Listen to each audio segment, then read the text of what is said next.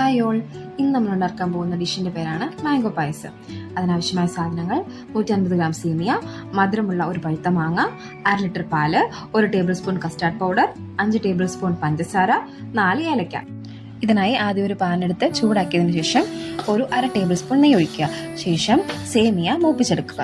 അതിനുശേഷം ഒരു പാത്രത്തിലോട്ട് നമ്മുടെ പാല് മാറ്റുക. പഞ്ചസാര ചേർത്ത് തിളപ്പിച്ചെടുക്കുക.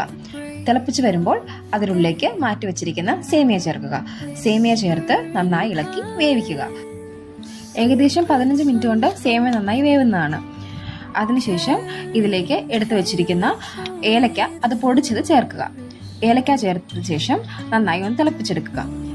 അതിനുശേഷം എടുത്തു വെച്ചിരിക്കുന്ന കസ്റ്റാർഡ് പൗഡർ പാലിൽ മിക്സ് ചെയ്ത് പായസത്തിലോട്ട് ചേർക്കുക. ശേഷം കട്ട കൂടാണ്ട് നന്നായി ഇളക്കിയെടുക്കുക. അതൊന്ന് തിളച്ച് വരുമ്പോഴത്തേക്കും നമ്മൾ എടുത്തു വെച്ചിരിക്കുന്ന മാങ്ങ മിക്സിക്കകത്തിട്ട് ജസ്റ്റ് ഒന്ന് അരച്ച് ഇതിലേക്ക് ചേർക്കുക. പുളിയില്ലാത്ത മാങ്ങ വേണം എടുക്കാൻ വേണ്ടിയിട്ട്. മാങ്ങ ചേർത്തതിന് ശേഷം ഒരു 2 മിനിറ്റ് മാത്രം തിളപ്പിച്ചാൽ മതിയാവും. പെട്ടെന്ന് തിളച്ച് വരും. അപ്പോൾ തിളച്ച് കഴിയുമ്പോൾ നമ്മുടെ പായസം റെഡി ആയിരിക്കുകയാണ്. അത് കഴിഞ്ഞിട്ട് എന്താ ചെയ്യേണ്ടേ?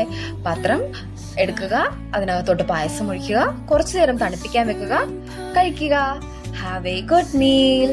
എൻജോയ്.